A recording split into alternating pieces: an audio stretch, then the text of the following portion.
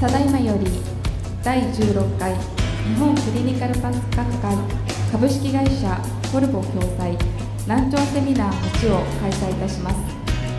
小山先生の聞いていることは何と思いますか？医療の質や安全性の確保ということを一番の目的として取り組んでます。で、その行き着く先は何かと申しますと、標準的治療の確立である。